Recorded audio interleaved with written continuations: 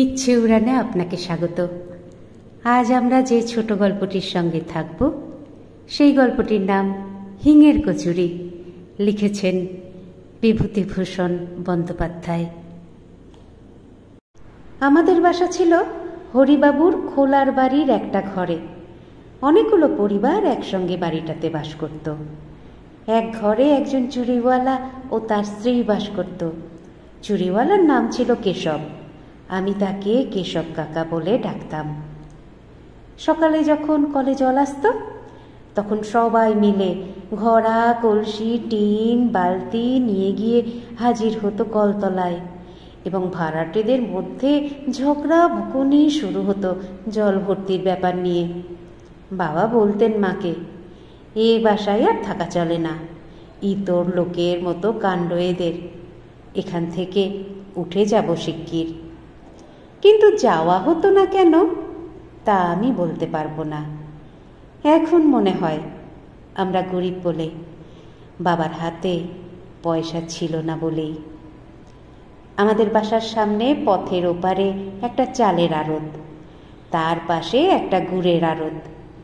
গুড়ের আড়তের সামনের রাস্তায় একটা কল। কলে অনেক লোক একসঙ্গে ঝগড়া চেঁচামেচি করে জল নেয়। মেয়ে মানুষে মারামারি পর্যন্ত হতে দেখেছিলাম একদিন। এই রকম করে কেটেছিল সে বাসায় বছরখানেক, এক আষাঢ় থেকে আর এক আষাঢ় পর্যন্ত। আষাঢ় মাসে এই দেশের বাড়ি থেকে এসেছিলাম। দেশের বাড়িতে বাঁশবাগানের ধারে ধুদ্র ফুলের ঝোপের পাশেই আমি আর কালী দুজনে মিলে একটা কুঁড়ে করেছিলাম। কালীর গায়ের জোর বেশি আমার চেয়ে। সে সকাল থেকে কত বোঝা আশাওড়ার ডাল আর পাতা যে বয়ে এনেছিল। কি চমৎকার কুঁড়ে করেছিলাম দুজনে মিলে, ঠিক যেন সত্যিকার বাড়ি একখানা। কালী তাই বলতো। একটা ময়না কাঁটা গাছের মোটা ডালে সে পাখির বাসা বেঁধে দিয়েছিল। ও বলতো শ্রাবণ মাসের সংক্রান্তিতে কিংবা নষ্টচন্দ্রের রাতে রাত চড়া কাঠঠোকরা কিংবা তিওর পাখি ওখানে ডিম পেড়ে যাবে।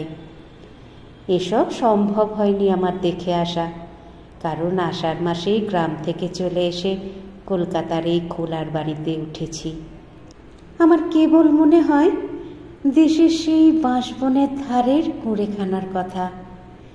কালী আর আমি কত কষ্ট করে সেখানা তৈরি করেছিলাম। ময়না গাছের ডালে বাঁধা সেই পাখির বাসার কথা। নষ্টচন্দ্রের রাতে কাঠঠোকরা পাখি সেখানে ডিম পেড়েছিল কিনা কে জানে। কলকাতার এই বাড়িতে জায়গা বড্ড কম, লোকের ভিড় বেশি। আমি সামনের টিনের বারান্দাতে সারা সকাল বসে বসে দেখি কলে পাড়ার লোক জল নিতে এসেছে। গুড়ের আড়তের সামনে গুড় নামাচ্ছে গরুর গাড়ির থেকে। বাঁকুনের একটা দোতলা বাড়ির জানলা থেকে একটি বউ আমার মতোই তাকিয়ে আছে রাস্তার দিকে। এই গলি থেকে বার হয়ে বড় রাস্তার মোড়ে একটা হিন্দুস্থানি দোকানদারের ছাতুর দোকান। ওখান থেকে আমি মাঝে মাঝে ছাতু কিনে আনি। বড় রাস্তায় অনেক গাড়ি ঘোড়া যায়। আমাদের গ্রামে কখনো একখানা ঘোড়ার গাড়ি দেখিনি। দু চোখ ভরে চেয়ে চেয়ে দেখেও স্বাদ মেটে না। কিন্তু মা যখন তখন বড় রাস্তায় যেতে দিতেন না, পাছে গাড়ি ঘোড়া চাপা পড়ি। আমাদের বাড়ি থেকে কিছু দূরে গলিরও মোড়ে কতকগুলি সারবন্দি খোলার বাড়ি আমাদেরই মতো।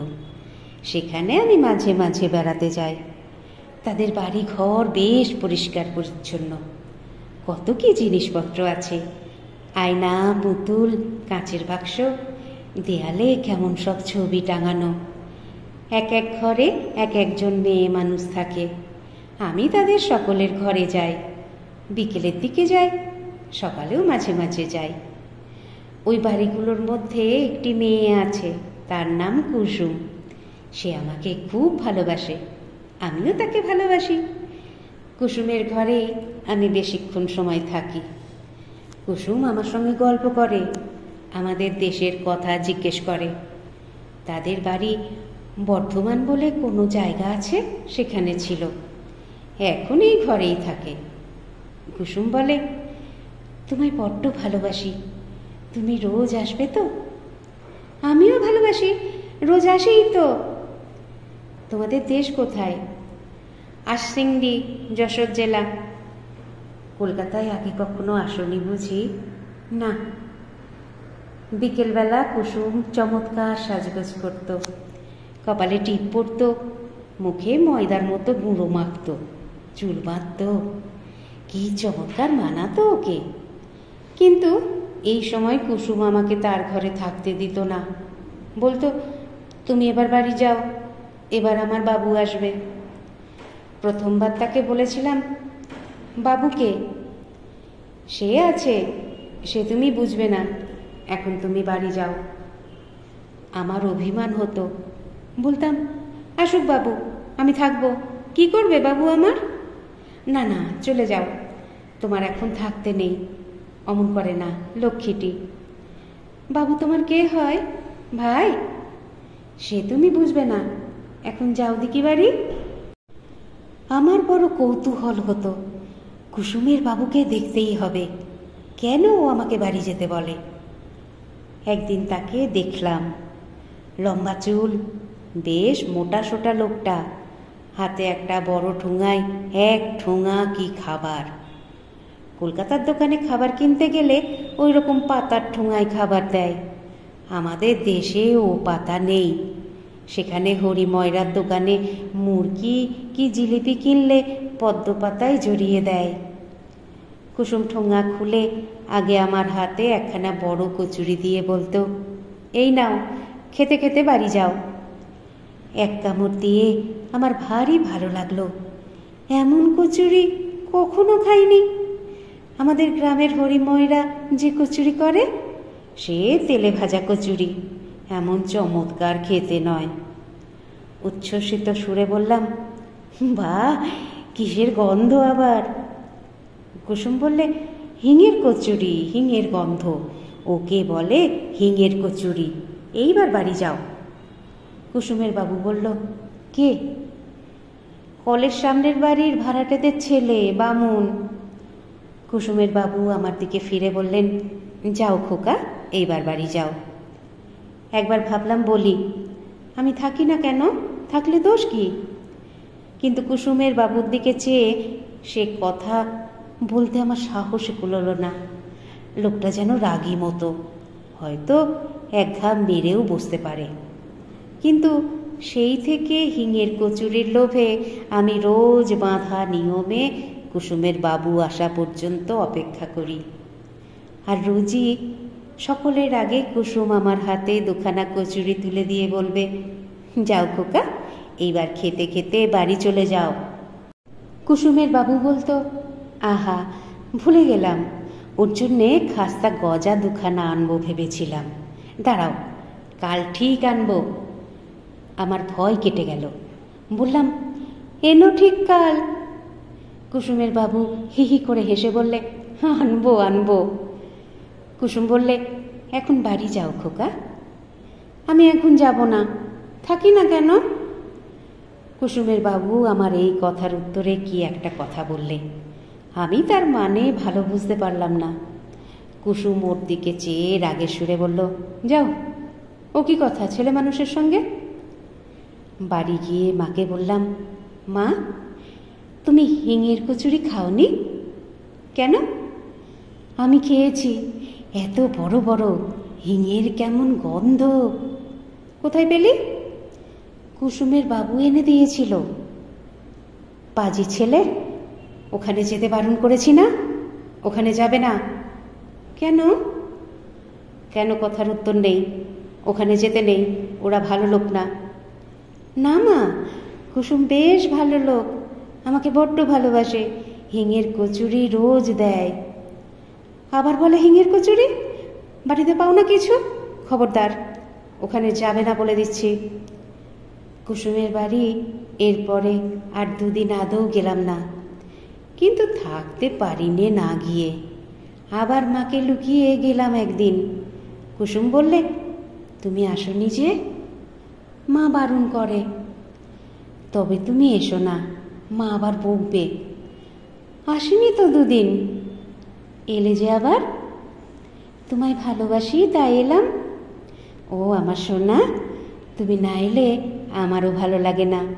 তুমি না এলে তোমার জন্যে মন কেমন করে। আমারও। কি করব, তেমন কপাল করিনি। তোমার মা তোমায় পাছে বকেন তাই ভাবছি। মাকে বলবো না, আমার মন কেমন করে না এলে।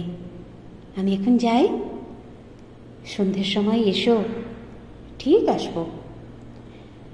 কুসুমের সঙ্গে চুক্তি অনুযায়ী সন্ধ্যের সময় যায়। কুসুমের বাবু এসে আমায় দেখে বললে, এই যে ছোকরা, কদিন দেখিনি কেন?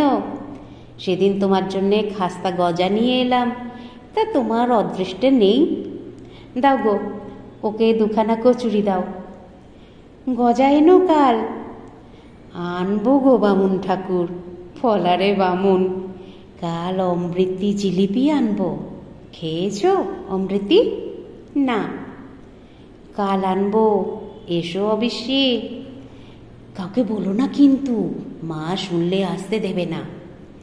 তোমার মা বকেন বুঝি এখানে এলে? কুসুম তাড়াতাড়ি বললে, আরে ওর কথা বাদ দাও, ছেলে মানুষ পাগল, ওর কথার মানে আছে? তুমি বাড়ি যাও আজ খোকা, এই নাও কচুরি, খেতে খেতে যাও। না, এখানে খেয়ে জল খেয়ে যাই, মা টের পাবে। এখানে তোমাকে জল দেব না, রাস্তার কল থেকে জল খেয়ে যেও। কুসুমের বাবু বললে, কেন? ওকে জল দেবে না কেন? কি হবে দিলে? কুসুম ঝাঁঝের সুরে বললে, তুমি থামো, বামুনের ছেলেকে হাতে করে জল দিতে পারবো নি। এ জন্মের এই শাস্তি, খাবার দিই হাতে, তাই যথেষ্ট। আমার মনে মনে বড় অভিমান হলো কুসুমের ওপর। কেন? আমি এতই কি খারাপ যে আমার হাতে জল দেওয়া যায় না? চলে আসবার সময় কুসুম বারবার বললে, কাল সকালে কিন্তু ঠিক এসো, কেমন? আমি কথা বললাম না। পরদিন সকালে গিয়ে দেখি কুসুম বসে সজনের ডাঁটা কুটছে। আমায় বললে, এসো খোকা, তোমার সঙ্গে আরি। ও মা, সে কি কথা? কি করলাম আমি? তুমি যে বললে জল দেওয়া যায় না আমাকে, জল খেতে দিলে না কেন কাল? এই বসো বসো খোকা, সে তুমি বুঝবে না, তুমি বামুন, তোমাকে জল আমরা দিতে পারি নে, বুঝলে?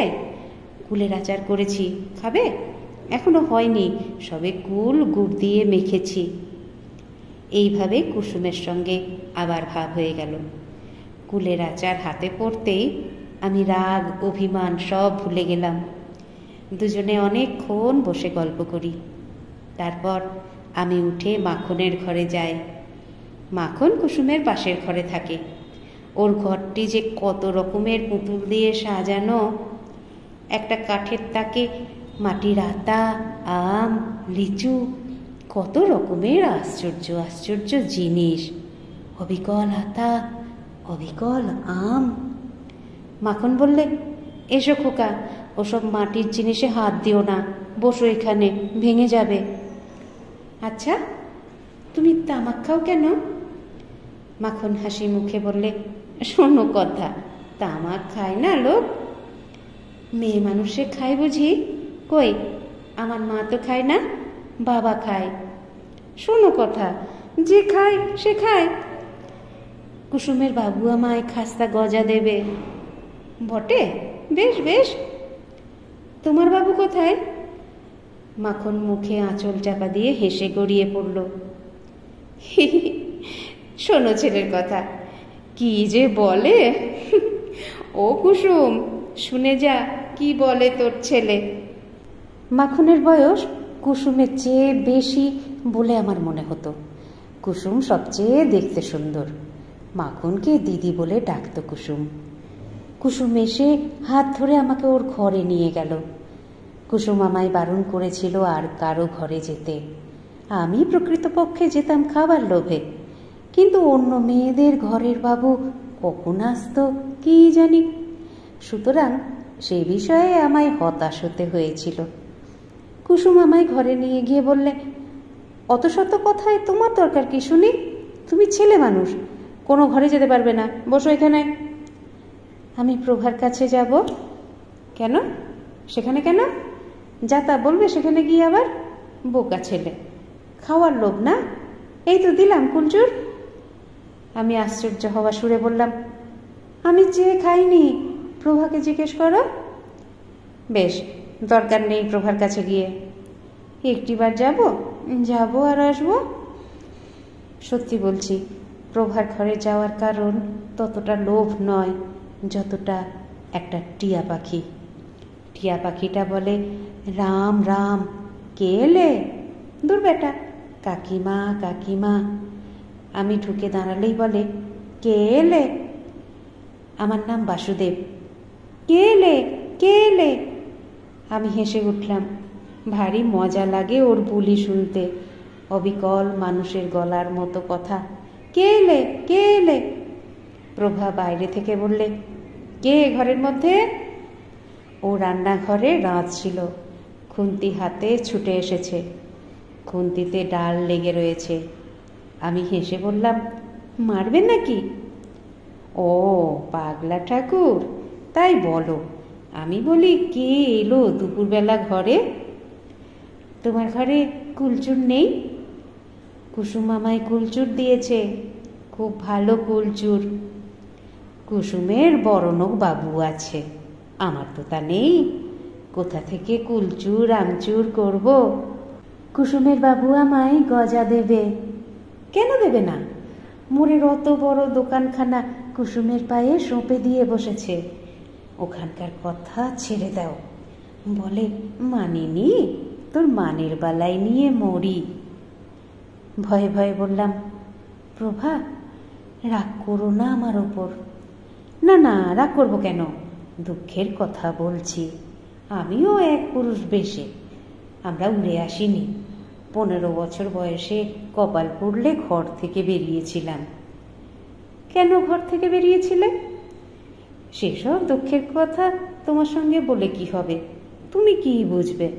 বসো, আমার ডাল পুড়ে গেল, গল্প করলে পেট ভরবে না। আমি যাই? এসো রান্নাঘরে। প্রভার রং কালো, খুব মোটাসোটা, নাকের ওপর কালো কুমড়ার মতো একটা আঁচিল। প্রভা একদিন আমাকে গরম জিলিপি আর মুড়ি খেতে দিয়েছিল। ওর ঘরে এত জিনিসপত্র নেই, ওই খাঁচায় পোষা টিয়া পাখিটা ছাড়া। প্রভা রান্না করছে চালতের অম্বল, একটা পাথর বাটিতে চালতে ভেজানো। চালতে অনেক দিন খাইনি, দেশ থেকে এসে পর্যন্ত নয়। সেখানে আমাদের মাঠে তালপুকুরের ধারে বড় গাছে কত চালতে পেকে আছে এ সময়। বললাম, চালতে পেলে কোথায় প্রভা? বাজারে। আবার কোথায়? বেশ চালতে। প্রভা আর কিছু বললে না, নিজের মনে রাঁধতে লাগলো। আমি বললাম, তোমার বাবা মা কোথায়? পাক মুখে সে কথা আর কি বলি। বাড়ি যাবে না? কোন বাড়ি? তোমাদের দেশের বাড়ি। জমের বাড়ি যাব একেবারে। তোমাদের দেশের বাড়িতে কুল আছে? আমাদের গায়ে কত কুলের গাছ। প্রভা এই কথার কোনো উত্তর দিলে না, আবার নিজের মনে রাঁধতে লাগলো। খানিক পরে সে একটা ঘটি উনুনের মুখে বসিয়ে চা তৈরি করে গ্লাসে আঁচল জড়িয়ে চুমুক দিয়ে চা খেতে লাগলো। আমায় একবার বললেও না আমি চা খাবো কি না। অবশ্যই আমি চা খাই নে, চায়ের স্বর খাই। মা আমায় চা খেতে দেয় না। চায়ের মধ্যে যে দুধের স্বর ভাসে, মা তাই আমাকে তুলে দেয়। প্রভা গল্প করতে লাগলো ওদের দেশের বাড়িতে কত গরু ছিল, কতখানি দুধ ওরা খেত। ওদের বাড়ির ধারে ওদের নিজেদের পুকুরে কত মাছ ছিল, আর সেসব ও দেখতে পাবে না। হঠাৎ প্রভা একটা আশ্চর্য কাণ্ড করে বসলো। বললে, অম্বল দিয়ে দুটো ভাত খাবে? আমি ভয়ে ভয়ে বললাম, খাবো, কুসুম টের না পায়। প্রভা হেসে বলল, কুসুমের অত ভয় কিসের? টের পাই তো কি হবে, তুমি খাও বসে। আমি সবে চালতের অম্বল দিয়ে ভাত মেখেছি, এমন সময় কুসুমের গলার শব্দ শোনা গেল। ও প্রভাতী, বামুনদের সেই খোকা তোর ওখানে আছে? ওকে বাড়ি পাঠিয়ে দিই, কতক্ষণ এসেছে পরের ছেলে। আমি এঁটো হাতে দৌড়ে উঠে রান্নাঘরের কোণে লুকিয়ে রইলাম। প্রভা কিছু বলবার আগে কুসুম ঘরের মধ্যে ঢুকে আমাকে দেখতে পেল। বললে, ও কি, কোণে দাঁড়িয়ে কেন? লুকোনো হলো বুঝি? এ ভাত মেখেছে কে অম্বল দিয়ে? হ্যাঁ? প্রভার দিকে চেয়ে আশ্চর্য হয়ে বলল, আচ্ছা প্রভাতী, ও না হয় ছেলে মানুষ, পাগল, তোমারও কি কাণ্ডজ্ঞান হারিয়ে গেল? কি বলে তুমি ওকে ভাত দিয়েছ খেতে? প্রভা অপ্রতিভ হয়ে বললে, কেবল চালতে চালতে করছিল, তাই ভাবলাম অম্বল দিয়ে দুটো ভাত। না, ছি, চলো আমার সঙ্গে খোকা, এই জন্মের এই শাস্তি আমাদের, আবার তা বাড়াবো বামুনের ছেলেকে ভাত দিয়ে? চলো। হাতে এঁটো নাকি? খেয়েছ বুঝি? আমি সলজ্জ সুরে বললাম, না। চলো হাত ধুইয়ে দিই। কুসুম এসে আমার হাত ধরে বাইরের দিকে নিয়ে যাবার উদ্যোগ করতে প্রভা বললে, আহা, মুখের ভাত কটা খেতে দিলিনি ওকে? সবে অম্বল দিয়ে দুটো মেখেছিল। না, আর খেতে হবে না, চলো। মায়ের শাসনের চেয়েও যেন কুসুমের শাসন বেশি হয়ে গেল। মুখের ভাত ফেলেই চলে আসতে হলো। উঠোনের এক পাশে নিয়ে গিয়ে আমার হাত ধুইয়ে দিতে দিতে বলল, তোমারও তো খাই খাই বাই কেন খোকা? ওদের ঘরে ভাত খেতে নেই, সে কথা মনে নেই তোমার? ছি ছি, ওবেলা কচুরি দেবো এখন খেতে, আর কখনো অমন খেও না। তাই বলি, এ না হয় ছেলে মানুষ, তুমি বুড়ো ধারি, তুমি কি বলে বামুনের ছেলের পাতে? ছি ছি, লোভেরও বলিহারি যায়। বলা বাহুল্য, প্রভা এসব কথা শুনতে পায়নি, সে এদিকেও ছিল না। বললাম, মাকে যেন বলে দিও না। হ্যাঁ, আমি যাই তোমার মাকে বলতে, আমার তো খেয়ে দেয়ে কাজ নেই। বললে মা মারবে কিন্তু। মার খাওয়াই তোমার ভালো, তোমার নোলা জব্দ হয় তাহলে। বাড়ি ফিরতেই মা বললেন, কোথায় ছিলে? ওই মোড়ে। আর কোথাও যাসনি তো? না। একদিন কিন্তু ধরা পড়ে গেলাম। সেদিন দোষটা ছিল কুসুমেরই। সে আমাকে বললে, চলো খোকা, বেড়াতে যাই, যাবে? বিকেলবেলা, রোদ বেশি নেই, ট্রাম লাইনের ওপারে যেতে দেখে আমি সভয়ে বললাম, মা বড় রাস্তা পার হতে দেয় না, বারণ করেছে। চলো, আমি সঙ্গে আছি, ভয় নেই। বড় রাস্তা পার হয়ে আর কিছু দূরে একটা খোলার বস্তির মধ্যে আমরা ঢুকলাম। একটা সরু গলির দুধারে ঘরগুলো। যে বাড়িতে আমরা ঢুকলাম সেখানেও সবাই মেয়ে মানুষ, পুরুষ কেউ নেই। একজন মেয়ে বললে, আইলো কুসমি, কতকাল পরে, বাবা আমাদেরও কি আর নাগর নেই? তা বলে কি অমন করে ভুলে থাকতে হয় ভাই? আমার দিকে চেয়ে বললে, এ খোকা আবার কে? বেশ সুন্দর দেখতে তো। বামুনদের ছেলে, আমাদের গলিতে থাকে, আমার বড্ড ন্যাওটা। বাহ, বসো খোকা, বসো। ও ছেলে শুধু খাই খাই, খেতে দাও, খুব খুশি। তাই তো, কি খেতে দিই? ঘরে কুলের আচার আছে, দেব? আমি অমনি কিছুমাত্র না ভেবেই বলে উঠলাম, কুলের আচার বড্ড ভালোবাসি। কুসুম মুখ ঝামটা দিয়ে বললে, তুমি কি না ভালোবাসো? খাবার জিনিস হলেই হলো। না ভাই, ও সর্দি কাশি হয়েছে, ও সব খাবে না, থাক। আমার মনে ভয়ানক দুঃখ হলো। কুসুম খেতে দিল না কুলচুর। কখন হলো আমার সর্দি কাশি? কুলচুর আমি কত ভালোবাসি। খানিকটা সে বাড়িতে বসবার পরে আমরা অন্য একটা ঘরে গেলাম। তারাও আমাকে দেখে নানা কথা জিজ্ঞেস করতে লাগলো। বাড়ির তৈরি সুজি খেতে দিলে একখানা রেকাবি করে, তাও কুসুম আমায় খেতে দিলে না। আমার নাকি পেটের অসুখ। সন্ধ্যের খানিকটা আগে আমাকে নিয়ে কুসুম বড় রাস্তার ট্রাম লাইন পার হয়ে এপারে এলো। একখানা ট্রাম আসছিল। আমি বললাম, কুসুম দাঁড়াও, ট্রাম দেখব। সন্ধে হয়েছে, তোমার মা বকবে। বকুক, ইস ছেলের যে ভারী বৃদ্ধি। আচ্ছা কুসুম, তুমি ও কথা বললে কেন? আমায় কুলচুর খেতে দিলে না, ওরা তো দিচ্ছিল।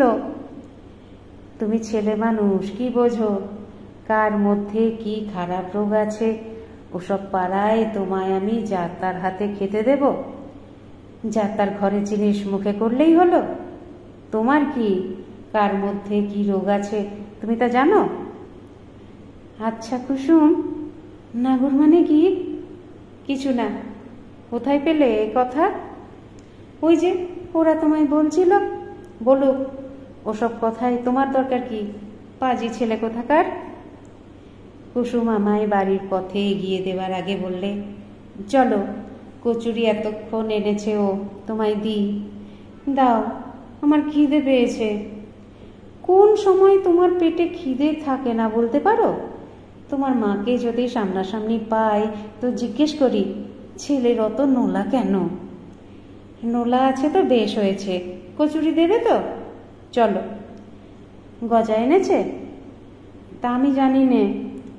গজা কাল দেবে? গলির রাস্তাটা কি নোংরা, বাবারে বাবা। গজা দেবে তো? হ্যাঁ গো হ্যাঁ, এখন কচুরি নিয়ে তো রেহাই দাও আমায়। সে রাত্রে কুসুম আমায় আমাদের কলটার কাছে এগিয়ে দিয়ে চলে গেল। মার কাছে সত্যি কথা বললাম। কুসুমের বাড়ি গিয়েছিলাম, কুসুম কচুরি খেতে দিয়েছে। মা খুব বকলেন। কাল থেকে আমায় বেঁধে রাখবেন বললেন। বাবাকেও রাত্রে বলে দিলেন বটে, তবে বাবা যে সে কথায় খুব বেশি কান দিলেন এমন মনে হলো না।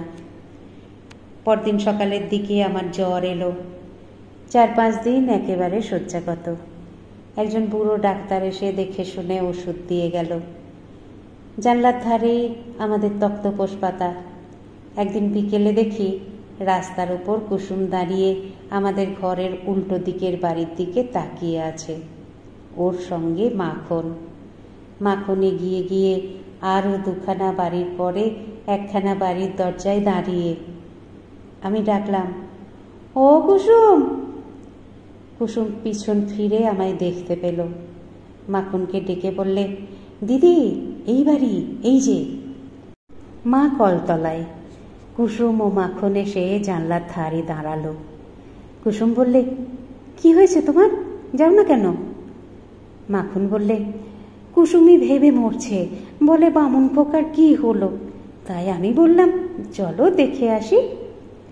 বললাম, আমার জ্বর, আজ 5 দিন। কুসুম বললে, তোমার মা কোথায়? কুসুম, তুমি চলে যাও, মা দেখতে পেলে আমায় আর তোমাদের ঘরে যেতে দেবে না। আমি সেরে উঠেই যাব, চলে যাও তোমরা। ওরা চলে গেল। কিন্তু পরদিন বিকেলে আবার কুসুম এসে রাস্তার উপর দাঁড়ালো। নিচু সুরে বললে, যাব? মা ঘরে নেই। বদ্রীনাথদের ঘরে ডাল মেপে নিতে গিয়েছে, আমি জানি। এই গেল একটু আগে। আমায় বলে গেল, ছোট খোকার দুধটা দেখিস তো যেন বেড়ালে খায় না। আমি বদ্রীনাথদের ঘর থেকে ডাল নিয়ে আসি। হাত দেখিয়ে বললাম, এসো। ও জানলার বাইরে দাঁড়িয়ে বললে, কেমন আছো? ভালো। কাল ভাত খাবো। 2 কমলা লেবু এনেছিলাম, দেব? দাও তাড়াতাড়ি। খেও। হ্যাঁ। অসুখ সারলে যেও। যাব। কাল ভাত খাবে? বাবা বলেছে কাল ভাত খাবো। কাল আবার আসবো, কেমন তো? এসো। আমি না বললে জানলার ধারে এসো না। তাই করব। আমি রাস্তায় চুপ করে দাঁড়িয়ে থাকবো, শীষ দিতে পারো? হুম। আমি হাত দেখালে তবে এসো। পরের 2 দিন কুসুম ঠিক আসলো বিকেলবেলা। একদিন প্রভা দেখতে চেয়েছিল বলে ওকেও সঙ্গে করে এনেছিল। প্রভাও 2 কমলা লেবু দিয়েছিল আমায়, মিথ্যে কথা বলবো না। বালিশের তলায় লেবু লুকিয়ে রেখে দিতাম। মা ঘরে না থাকলে খেয়ে ছিপড়ে ফেলে দিতাম রাস্তার ওপর ছুঁড়ে। সেরে উঠে দুদিন কুসুমের বাড়ি গিয়েছিলাম। তারপরেই একটা ব্যাপার ঘটল, তাতে আমাদের কলকাতার বাসা উঠে গেল। আমরা আবার চলে এলাম আমাদের দেশের বাড়িতে। মা একদিন সোডা ওয়াটারের বোতল খুলতে গিয়ে হাতের কাঁচ ফুটিয়ে ফেললে। সে এক রক্তারক্তি কাণ্ড। হাতের কবজি থেকে ফিনকি দিয়ে রক্ত ছুটতে লাগলো। বাসার সব লোক ছুটে এলো বিভিন্ন ঘর থেকে। কোণের ঘরের বিপিনবাবু এসে মার হাতে কি একটা ওষুধ দিয়ে বেঁধে দিলেন, কিন্তু মায়ের হাত সারল না। ক্রমে হাতের অবস্থা খুব খারাপ হয়ে উঠল। মা রান্না করতে পারেন না, যন্ত্রণায় কাঁদেন রাত্রে। ডাক্তার এসে দেখতে লাগলো। আমার মামার বাড়ির অবস্থা ভালো। চিঠি পেয়ে মেজমামা এসে আমাদের সকলকে নিয়ে চলে গেলেন মামার বাড়িতে। আষাঢ় মাসের শেষ। তাল দু একটা পাকতে শুরু করেছে। মামার বাড়ির গ্রামে মস্ত বড় একটা পুকুর আছে মাঠের ধারে। তার পারে অনেক তাল গাছ। আমি বেড়াতে গিয়ে প্রথম দিনই একটা পাকা তাল কুড়িয়ে পেলাম, মনে আছে। মার হাত সেরে গেল মামার বাড়ি এসে। ভাদ্র মাসের শেষে আমরা দেশের বাড়ি চলে এলাম। কলকাতায় আর যাওয়া হলো না। বাবাও সেখানকার বাসা উঠিয়ে দেশে চলে এলেন। সুদীর্ঘ 30 বছর পরের কথা। কলকাতায় মেসে থাকি, অফিসে কেরানিগিরি করি। দেশের বাড়িতে স্ত্রী পুত্র থাকে। আমার পুরনো কলেজ আমলের বন্ধু শ্রীপতির সঙ্গে বসে ছুটির দিনটা কি গল্প করতে করতে শ্রীপতি বললে, কাল ভাই সন্ধ্যের পর প্রেমচাঁদ বড়াল স্ট্রিট দিয়ে আস্তে আস্তে দুধারে মুখের রং হরিবোল। আমিও দেখেছি, ওই পথ দিয়েই তো আসি। আমি কিন্তু ওদের অন্য চোখে দেখি। ওদের আমি খুব চিনি। ওদের ঘরে একসময় আমার যথেষ্ট যাতায়াত ছিল। আমার বন্ধু আশ্চর্য হয়ে বললে, তোমার? হ্যাঁ ভাই, আমার। মাইরি বলছি। যা, বিশ্বাস হয় না। আচ্ছা চলো আমার সঙ্গে এক জায়গায়, প্রমাণ করে দেব। বছর 15 আগে একবার নন্দরাম সেনের গলি খুঁজে বার করে মাখনের বাড়ি যাই।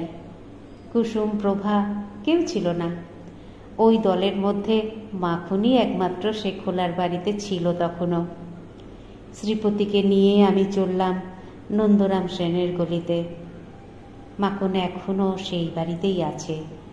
একেবারে সনের নুড়ি চুল মাথায়, যক্ষী বুড়ির মতো চেহারা, একটিও দাঁত নেই মাড়িতে। আমি যেতে মাখন বললে, এসো এসো, ভালো আছো? চিনতে পারো? ও মা, তোমায় আর চিনতে পারবো না? আমাদের চোখের সামনে মানুষ হলে ভালো কথা। কুসুমের খোঁজ পেয়েছি। কোথায় কোথায়? শোভাবাজার স্ট্রিটে একটা মেসবাড়িতে ঝিগিরি করে, ঢুকেই বাঁহাতি, মন্দিরের পাশের ভাঙা দোতলা। আমায় সেদিন নিয়ে গিয়েছিল মন্দিরে নীলের পুজো দিতে, তাই আমায় দেখালে। শ্রীপতিকে নিয়ে সেই মেসবাড়ি খুঁজে বার করলাম। সন্ধে তখনও হয়নি। নিচে রান্নাঘরে ঠাকুরকে বললাম, তোমাদের ঝি কোথায় গেল? বাজারে গিয়েছে বাবু, এক্ষুনি আসবে। কেন? দরকার আছে। তার নাম কুসুম তো? হ্যাঁ বাবু। একটু পরে একজন লম্বা রোগা ঝি শ্রেণীর মেয়ে মানুষ সদর দরজা দিয়ে ঢুকে রান্নাঘরের সামনে এসে দাঁড়ালো। ঠাকুর বললে, ও কুসুম, এই বাবুরা তোমায় খুঁজছেন। আমি ঝিয়ের দিকে অবাক হয়ে চেয়ে রইলাম। বাল্যদিনে সেই সুন্দরী কুসুম এই। মাখনের মতো অত বুড়ি না হলেও কুসুমও বুড়ি। বুড়ি ছাড়া তাকে আর কিছু বলা যাবে না। ওর মুখ আমার মনে ছিল। সে মুখের সঙ্গে এ বৃদ্ধার মুখের কিছুই মিল নেই। ঠাকুর না বলে দিলে একে সেই কুসুম বলে চিনবার কিছুই উপায় ছিল না। কুসুমও আমার দিকে অবাক হয়ে চেয়ে বললে, আমায় খুঁজছেন আপনারা? কোত্থেকে আসছেন? মাখনের কাছ থেকে। কোন মাখন? নন্দরাম সেনের গলির মাখন বাড়িউলি? ও, তা আমায় খুঁজছেন কেন? চলো ওদিকে, কথা আছে। চলুন, খাবার ঘরে বসবেন। খাবার ঘরে গিয়ে বললাম, কুসুম, আমায় চিনতে পারো? না বাবু। নন্দরাম সেনের গলিতে আমাদের বাসা ছিল। আমি তখন 8 বছরের ছেলে। আমার বাবা মা ছিলেন ঈশ্বর নাপিতের বাড়ির ভাড়াটে। মনে হয়? কুসুম হেসে বলল, মনে হয় বাবু, তুমি সেই পাগলা ঠাকুর।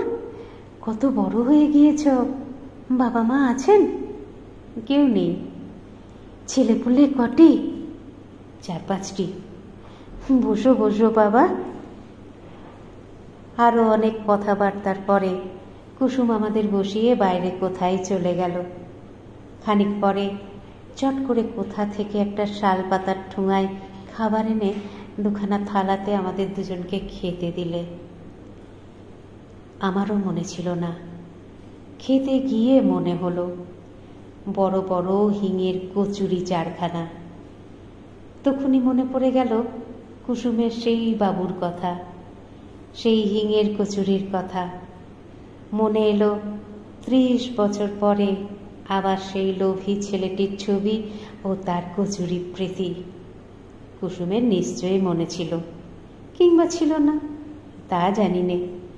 কচুরি খেতে খেতে আমার মন সুদীর্ঘ 30 বছরের ধূসর ব্যবধানের ওপারে আমাকে নিয়ে গিয়ে ফেলেছে একেবারে নন্দরাম সেনের গলির সেই অধুনা লুপ্ত গুড়ের আড়তটা ও রাস্তার কলটার সামনে, যেখানে কুসুম আজও 25 বছরের যুবতী, যেখানে তার বাবু আজও সন্ধেবেলায় ঠোঙা হাতে হিঙের কচুরি নিয়ে আসে নিয়ম মতো।